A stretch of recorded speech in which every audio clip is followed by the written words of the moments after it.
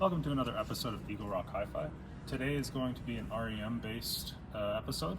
So we're going to be talking about these three records here, these two CDs as well that accompany the two records. I hope you enjoy the video. So today I'm going to be talking about these three albums here and how they're connected and why this album is just really interesting in the connection with REM. It really ties in this album to these two albums, because without this album it'd be a different story completely. So to get to this record, we have to start with Reckoning and when REM was producing this record. When they were making the record, there's a song on there called Seven Chinese Brothers, and before it was called Seven Chinese Brothers, they had the music instrument wise set. They knew how it was going to sound instrument wise, but they had no lyrics. And they, at the time, Michael Stipe, who had just finished the 1983 tour, really just kind of worn down, just kind of done at the time. And in the recording studio, he was just kind of quiet. When he was recording, he was hard to hear on tape. And so Don Dixon, I believe, he went up to Stipe and just picked a random record off the top of a pile of some in the record studio somewhere, just picked something up, and that's this record right here, Revelaires, The Joy of Knowing Jesus. And so when Stipe was given this record, they went to record, and Dixon had given him this record just to inspire him, just to kind of give him something to sing instead of trying to make something up. Or whatever that process was for him at the time. So Stipe gets the record, he looks at the back, and from my research, I believe the Revelaires album had the shrink still on it, because on the back here, which we will have a close-up of, we'll put up a picture for you to see. So Stipe starts singing, Reverend Bill Thunderbunk sings, "He Cared That Much for Me." And as he continues through the song, he even starts singing J. Elmo Fagg, founder and leader of the Blue Ridge Quartet. He even sings for 23 years. He goes down here, Temple Records, LST 390. Everything. He reads, not everything, but Stipe bounces around a little bit. Yeah. And down here you can see the Revelaires tour bus. We'll get a picture of that as well if it doesn't show up. What does it say on the bottom there? On the bottom it says the Revelaires travel in their home on the wheels. So they probably traveled around selling those records out of the bus. Yeah, so travel around selling records out of that bus, touring. It's really hard to find anything about the Revelaires. They very obscure band, not a whole lot of these albums even made or pressed. But when Stipe's singing, I believe he has the shrink, and it's hard to find a picture of that shrink because this album is so obscure. Because it says planning to make a record, we are associated with the United Music World Recording Studios Incorporated, West Columbia, South Carolina, the finest sound available anywhere. That's what it says. That's what it says on the hype sticker. On the hype sticker on the back. But was it on the front? It was on the back. It was right over this bus. Okay. It was I think you could see the front of the. I could only find one picture online that showed that sticker, because I remember while I was researching this, I'd listened to Dead Letter Office, and I'll get to that in a second here. I was following along the lyrics because they're right on the back of this album, and the only thing missing was a few words there on the side. So I googled. I googled the hype sticker, and there's only one really horrible quality black and white picture that I could find. If you have one of these albums with that hype sticker, that's just incredible, because I haven't seen anything online about one with them. But so while he was singing, he was given that record just to inspire, just to get get him to get into the music a little bit, so he doesn't have to think about the lyrics while he's doing it, because again, Stipe was just really kind of tired with the tour and everything. And when he sang off the back of that record, that song wasn't released. It was taken in, or it was recorded in one take. and that song was called Voice of Harold, and I believe it was released only on one, it was released on, I think it was South Central REM in the UK on a 12-inch. 7-inch. It was a 12-inch. Was it? Yeah, it was a 12-inch. Or at least that's what I found online. Okay. A 12-inch single. It had South Central Rain on the front, and then on the back there was actually two songs, one of which was Voice of Harold, which is what they called the song, Seven Chinese Brothers, before it was Seven Chinese Brothers. And that was released also with, I believe it was Pale Blue Eyes, which was a Velvet Underground cover from them. And that's pretty much where it stayed up until 1987. And that went on to this record, which this one is actually a 1987 pressing. So it went on to Dead Letter Office, and there's a handful of songs. I can't remember, I think it was 15 songs on there. And one of them is Voice of Harold, which is down here at the bottom. And that's, if you listen to it, and if you don't happen to have one of these, of course, because they're rare, look up the back of the album, and you can follow along the lyrics. He reads right off the beginning.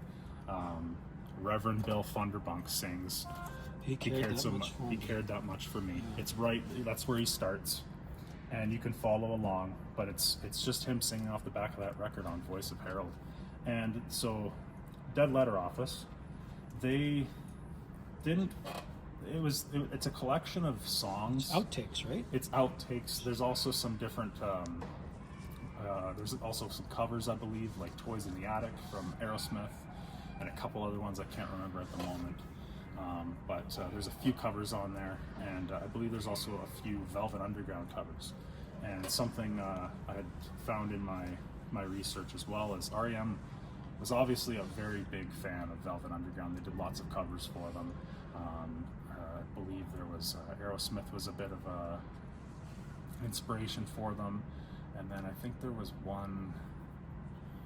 an Athenian band from Athens, like Georgia. From Athens, yeah. Is it? I think it was called Psycho, and I think they had a song called Crazy that they also did a cover on, to kind of show, because they were Athenians as well.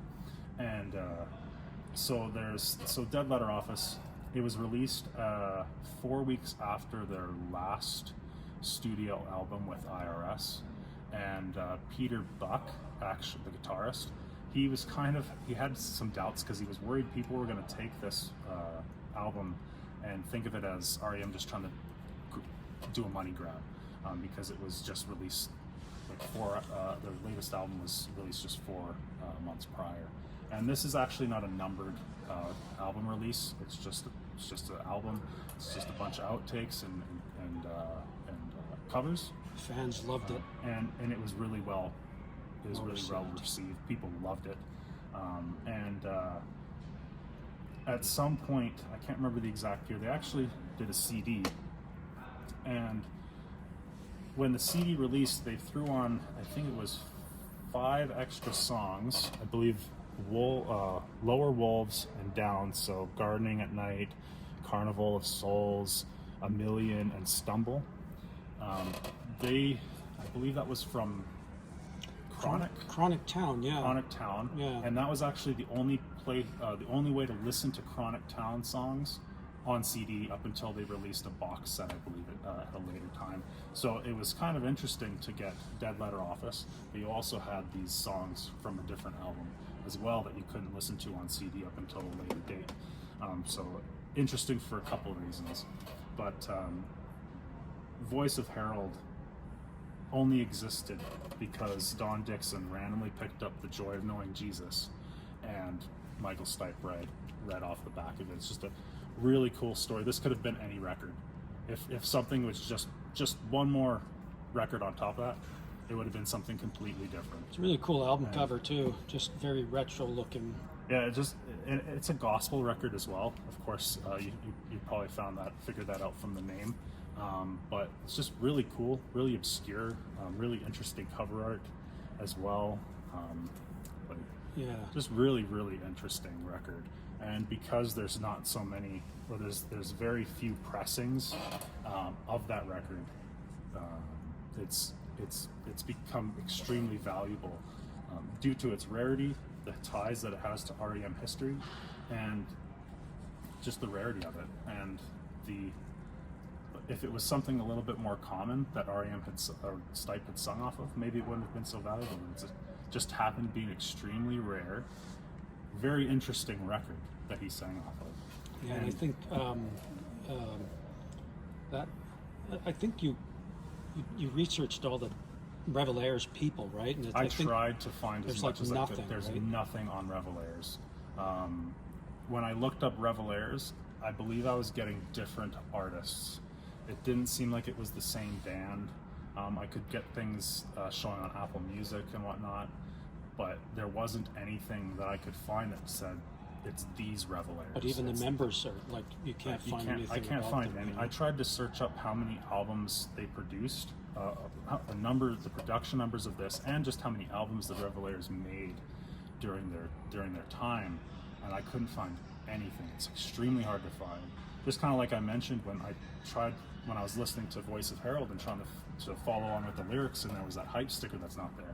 I found one picture that showed that hype sticker, and it looked like it had been Xeroxed or something. It was so, you could barely read the words on that hype sticker. It was so obscure. I think the back of it, because it's on the back, I don't think it was really a hype sticker. I think it was more of a advertising for the record company. Yeah, because it says it's saying, "Are you planning to make a record? We are associated with the United Music World Recording Studio." So it's trying to bring in other artists to produce records from them as well. Yeah. But I can't find anything that shows that sticker, so it just shows how rare it was that Stipe even had that on there to sing from, because I can't find anything that shows that sticker on the back of the Revelaires album.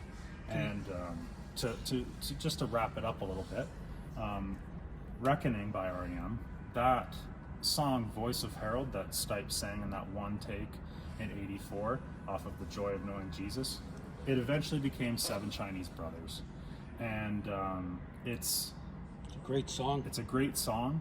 I love both versions. Of course, I'm a little bit more towards Seven Chinese Brothers myself. It's classic to me.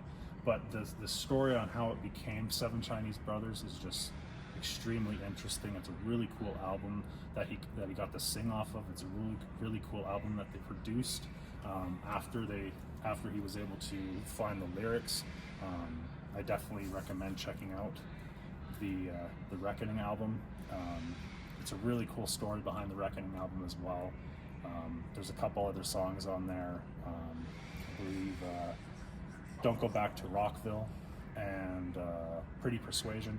They actually, the band didn't actually want them on this record, but the producers Don Dixon and Mitch Easter kind of persuaded them to put those songs on here, and I believe it was Don't Go Back to Rockville. The band, when they finally did put it on there, they re-recorded it, rearranged it so that they could put it, as a tribute to one of their, Curtis Downs the Fourth, and he really liked country music, so they kind of gave it a country spin on it, and just really cool story behind this. And I want to talk a little bit about the band members here real quick.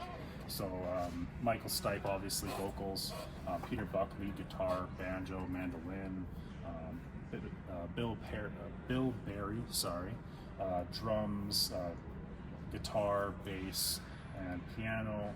Mike Mills also played bass. He did backing vocals and keyboards as well, and I believe he did lead vocals on, I think it was around 10% of R.E.M songs. So he didn't just do backup vocals as well. And was it Bill Berry?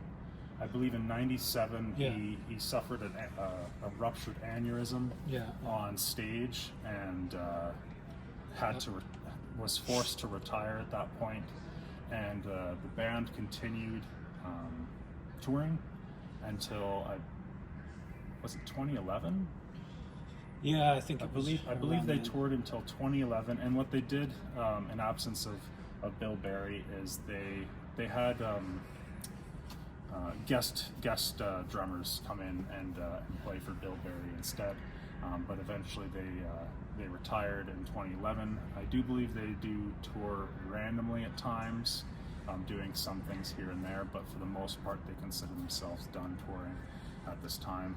But they made some really great music, and there's some really amazing history about these 3 albums in particular.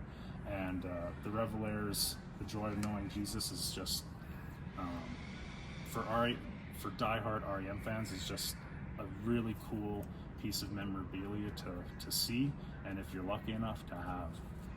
So I really recommend checking out R.E.M's music as well. They're just absolutely incredible. All their albums, all their songs, just really great stuff. And I really hope you enjoyed watching this very interesting video on these 3 albums and the connection that they have. That's the end of this video today. I hope you enjoyed the 3 albums that we talked about from the 2 R.E.M. records and the Revelaires as well, and the really cool history between the 3. We also have a website coming up, hopefully in the next week, 2 tops. We're just going through the final finishing touches. You'll find that at eaglerockrecords.ca. We also have these shirts. Let us know if you're interested in purchasing these shirts. I really like them. They're quite comfortable. I'm not a really big fan of the vinyl usually, but these are actually extremely comfortable. So let us know if you'd like to purchase those. And then if you have any other topics you'd like us to talk about, really cool connections with records, sampling, just any topic music-wise, let us know. And please remember to subscribe for more future content. Thanks for watching. What's Stampede coming up? Come to the Stampede. This has been a Brush Cut Productions video.